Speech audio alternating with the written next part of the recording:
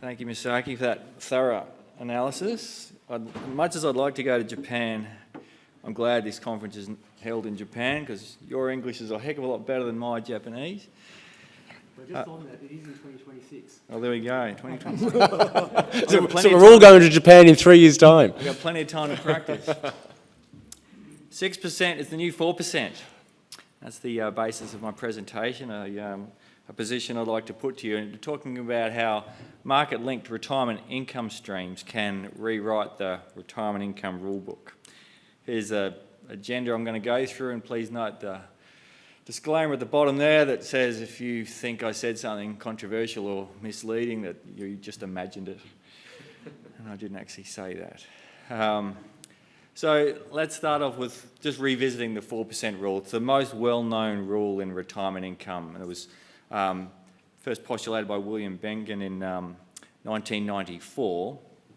And he was not an actuary, he's a financial advisor, trying to determine what's a safe starting withdrawal rate from a portfolio of 75% or a stock allocation and about 25% defensive assets, such that the portfolio will never be exhausted over a 30-year period. And he simply analysed this by backtesting through as much data as he had through the 20th century, and basically looking for the worst case scenarios and starting off with a 4% drawdown increased with inflation each year. And from that graph you can see these are the period of time starting from each retirement year. These are the amount of years that the portfolio would last. And in no cases with a 4% drawdown, initial drawdown, will the portfolio be exhausted before 30 years. And so he called that successful and said the 4% rule is a safe withdrawal rate. How has the response been to the 4% rule? It's become very ubiquitous. Advisors, finance writers, media, and even governments, as I'll talk about, have used the 4% rule quite extensively to inform the way. It's basically a very common heuristic.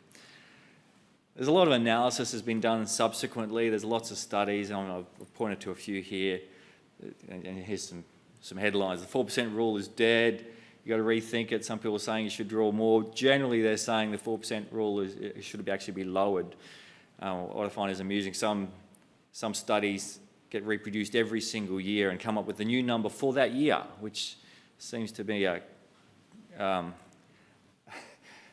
sort of contradiction in what the rule is trying to achieve. Is actually a consistent figure that can be used time and time again through a whole range of scenarios.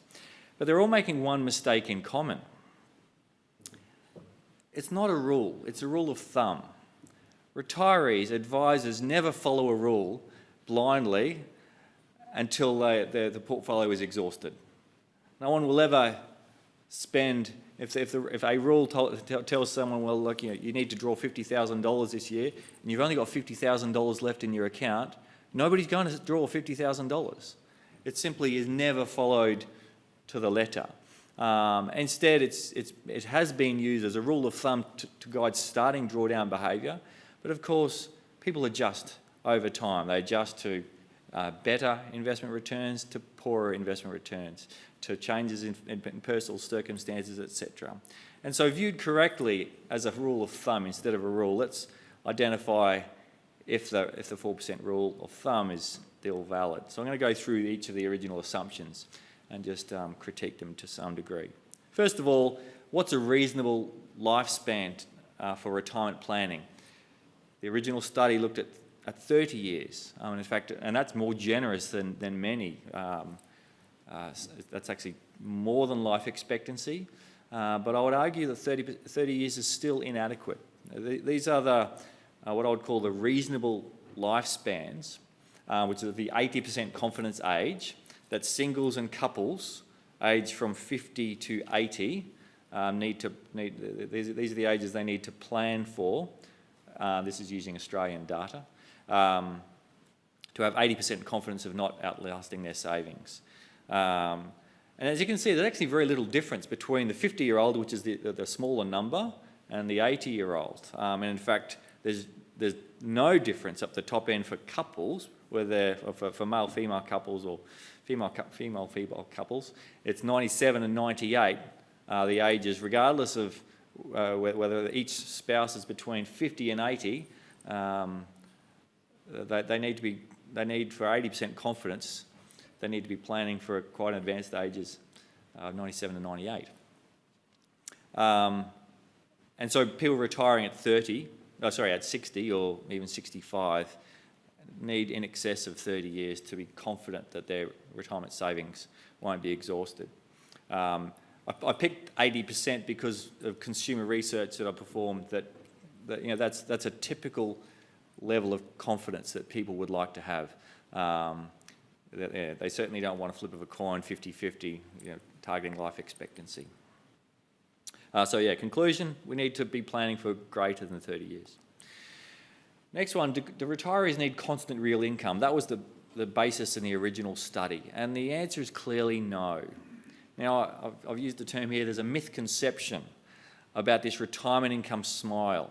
And I've seen this repeated many times in literature, studies, etc., and it's really, I think, poorly understood. People think that this so-called smile means spending declines through retirement and then increases. But that study is actually about the rate of change of retirement income. And you can see it's all below zero, i.e. it's always declining, but the rate of decline may pick up. And I'd also point out that this is US data where they have the highest healthcare costs in the world. This data this trend is not seen in other jurisdictions. The bottom left graph is from Australian data, and it's showing a clear trend of declining real income through retirement by a little bit more than 2% per annum. And of course, it's not a straight line. The decline in expenditure. We know there's phases, there's active phases of retirement and passive, and then, of course, when people are quite frail, the spending needs can be quite low. But the conclusion is we certainly don't need constant real income in retirement. That is quite clear. Of course, that depends on other circumstances and it depends on your healthcare system. But in most jurisdictions, and then even in the US, it certainly appears that income needs will decline in a steady state. And this data is backed up. It's a valid question to ask. Is this chicken and egg? Are people spending less because they have less? That's not supported by the evidence. People have the means and still are spending less. What's an appropriate growth allocation? I won't spend any time on this. Others say, look, there's a wide variety of research on the topic, but generally there's a lot of research indicating that 70-75% growth allocation is an appropriate allocation, and we don't disagree with that conclusion. Then finally, the 4% rule itself. It's a very expensive form of self-insurance.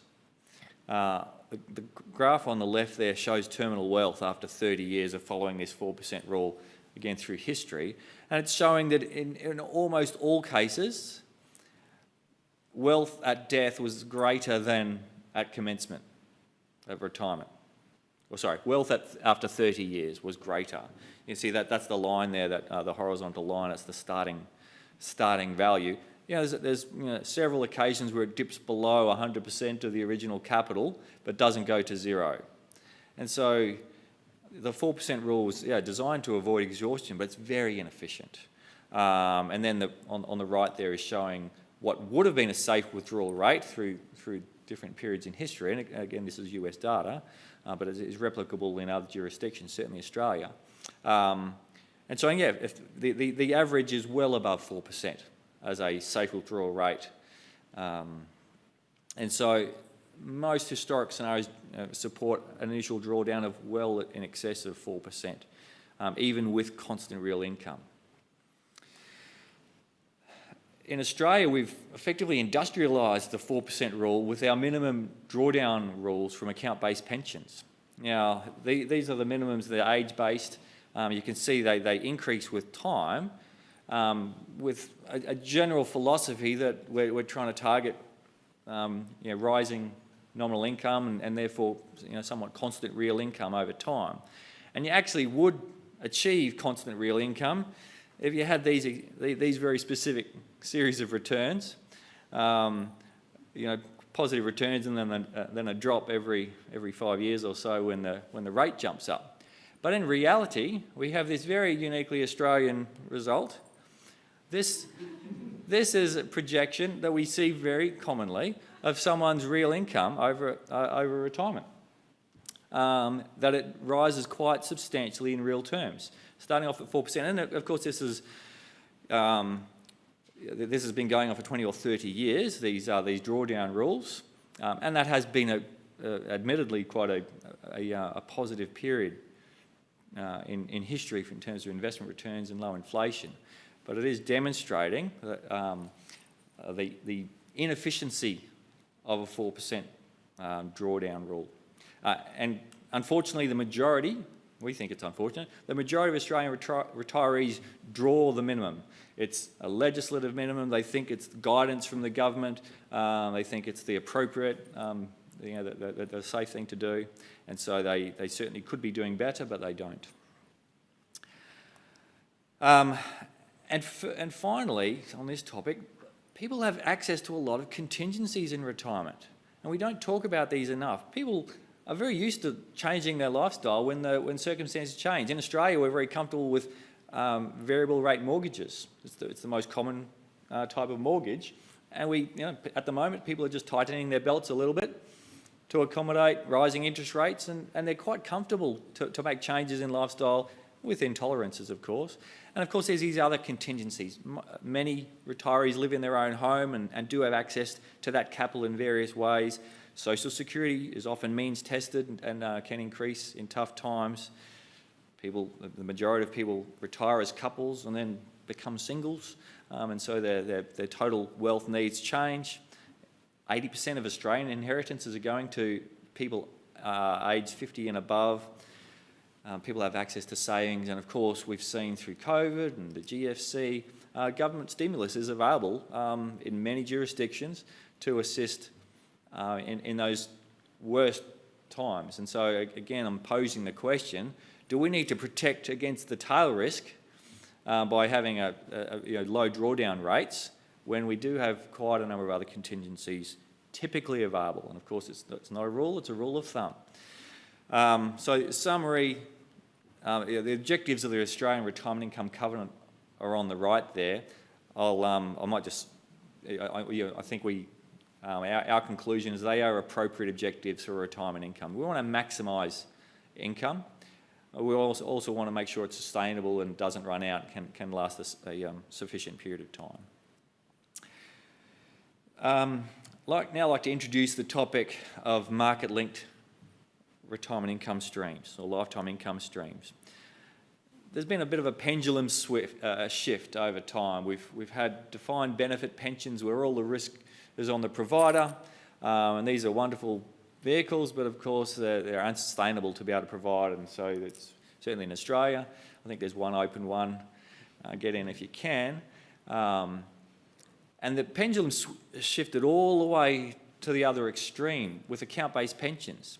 An account-based pension is the answer to one question, and that question is, how can we put all the risk on the retirees and accept none for ourselves as providers or institutions, governments? And an account-based pension does that very well. It puts all the risk on the retiree, but it also exposes them to risks they're not used to managing. And so the pendulum is shifting back. Here's a way of looking at retirement income solutions on these two axes of longevity protection on the vertical and investment protection on the horizontal. And account-based pensions basically sit down the bottom there. They offer no longevity protection whatsoever. You can put in some investment protection depending on what investments you choose. You can choose term deposits or guaranteed capital protected investments. Or of course you can go to the other extreme from the investment perspective and just get term annuities, for example. And in Australia, we just sort of had that choice, or a lifetime annuity in the top right, which protects against everything, but of course has been perceived as poor value, certainly in low yield environments. But and I use the analogy that an account-based pension is like a water tank with the tap installed at the top. Retirees want to live off the overflow. They want to just draw the earnings and preserve the capital for, ironically, a rainy day. And of course, that's a really inefficient way to fund retirement. So now we're starting to see emergence of market-linked lifetime income streams that can be better value, i.e. pay higher rates of income than traditional annuities, and they can cover that idiosyncratic or systemic longevity risk by being either pooled or insured, and I'll sort of tease out the differences between them. And effectively, that's like a water tank with the tap where it should be, at the bottom, that can produce a steady stream of income that simply never runs out. So the characteristics of these, what have been termed dynamic pensions, is it Bonnie Jean McDonald in Canada, and a few others have coined this term, and I think it's useful. I don't want to replicate or create another term, so I'll use it. A dynamic pension can provide variable instead of fixed income for life. So the duration is guaranteed, but the level will fluctuate. It can provide higher rates of income because there's no capital capital constraints. You don't have to reserve capital. Simply the assets and liabilities are reset on an annual basis to ensure that the duration of lifetime income is achieved, but the level of income will change. And generally that level of income can improve over time, but of course sometimes it will fall. Of course, there's going to be capital restrictions on these solutions. There needs to be some sharing of mortality credits, but there's no capital risk for the provider. These can be offered sustainably, and as I'll demonstrate shortly, that we've got decades of experience showing these things provided sustainably with no capital risk whatsoever. And also designed correctly, we can avoid the intergenerational inequity that can be evident with some solutions. So these dynamic pensions can be pooled or insured.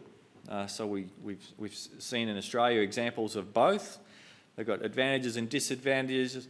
Maybe in the interest of time, I might just skip over this slide, but just to say that there's actually very little difference in terms of the rates that can be provided between one where there's an insurer actually underwriting the longevity or where there isn't. It's just simply without an insurer involved, the rates of income will vary by investment returns and also the mortality experience, as opposed to the insured dynamic pension where it's simply the income is varying only by the investment experience, and the insurer is accepting the mortality risk. Here's an example of a pooled dynamic pension, which is from the University of British Columbia in Canada. This thing's been going on for almost 60 years. The variable payment lifetime annuity, VPLA they affectionately call it. It has no insurer involved whatsoever. All the money is invested in a single balanced investment option, and the income is adjusted on an annual basis based on the returns of that balanced option. Predominantly, but also there's also a smaller adjustment based on the mortality experience of the pool of lives. Retirees can choose from a choice of two benchmarks, which is basically there's two options, a 4% option and a 7% option. And these are the assumed rates of return that they use in calculating the initial rates. And so that red line there will be the 4% option.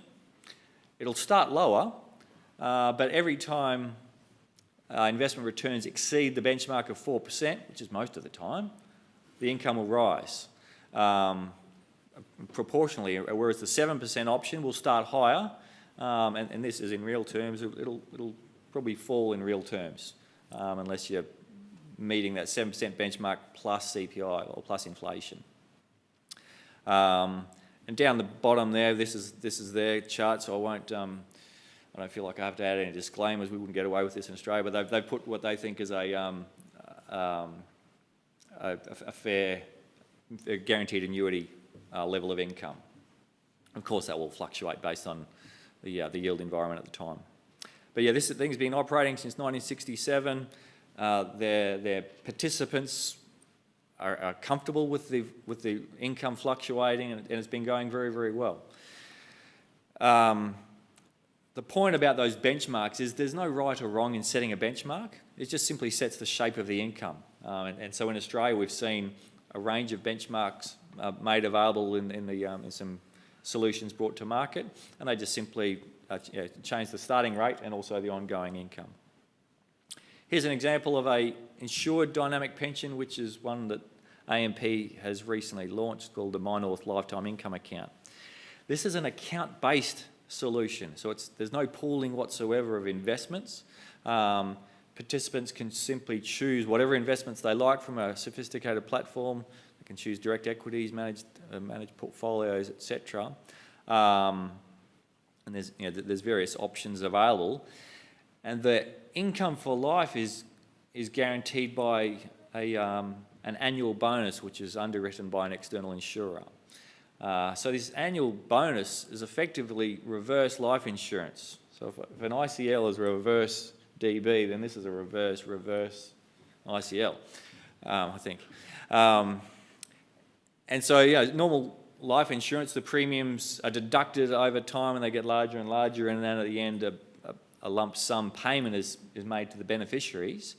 This annual bonus is the complete opposite of that. It's multi-payout single premium, and the payouts occur every year. Basically, there's a cash payment made into the account on an annual basis. They get larger and larger over time as the risk of dying increases. And then the only premium payable to the insurer is the lump sum left in the account at death. So that's the single premium. And so you can see that graph on the bottom left there is a projection of annual income if returns, the benchmark on this is 6%. So this is the income you'd receive if returns were a flat 6%, you'd have flat nominal income for life. And you can see the annual bonus comprises a larger and larger proportion of the income over time. So the point is we can construct these market-linked solutions as simply or as sophisticated as we like. This one is designed only for financial advisors. It's not available directly to the public. And these are the rates of income that are available from the MyNorth solution. They start off, you can see, for a 60-year-old single person, 7.1%, and they increase quite a bit over time. And the annual bonuses are there as well. They are locked in, guaranteed for life, and they are, again, based on your age and your account balance each year. And compared to the account-based pension minimums on the right, they are about 50% or higher than those minimum drawdown rates which most Australians use. Here's a quick summary of what we're seeing already from the MyNorth Lifetime Income Account. Previously, the majority of our members were drawing the minimum from their account-based pensions, but the majority of them have actually moved to drawing above the minimum now because they have confidence that their income won't run out. So it's actually improved their drawdown rates. And we're seeing average rates of income increase 25 to 75% from that cohort who have taken up the new solutions, which is really encouraging. So finally, my last section, what starting rates and appropriate rule of thumb, I kind of gave it away in the opening title, right? So the 6% rule of thumb, we replicated the original study but updated with some declines in real income. So probably rising nominal income but falling real income in line with the real world evidence. We need to be planning for greater than 30 years, so targeting at least sort of 40 years, basically ensuring that there's some elements of income for life. We've allocated 50% to a dynamic pension, a lifetime income stream, and 50% to an account-based solution. That's the average that we're seeing at AMP. I know it's the average that other providers have seen in the market, like Q Super. And so providing an appropriate balance. Now, of course, with that sort of a solution, income will simply never run out. At least some level of income will never run out. And so we can't sort of replicate the original study, say how long does income last, because income will last as long as the participants.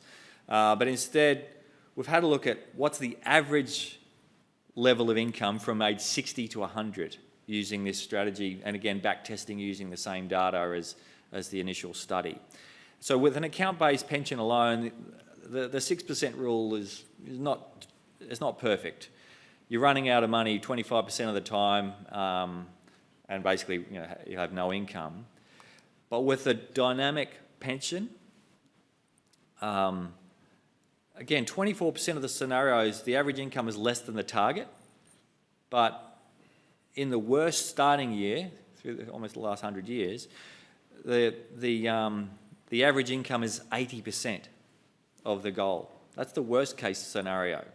And in the other 3/4 of the time, they're actually having excess income, because dynamic pensions basically could just generate income, and so when the returns are good, it'll just generate above the goal level. We're out of time. So look, I do have a bit more information about, and I'm sure the slides are available in the packs, and perhaps we can talk to in the Q&A if we need to. But in summary, longevity self-insurance is expensive, and it's really inefficient. We think the rule of thumb should be, the 4% rule should be thrown out, and 6% is the new 4%. Thank you very much.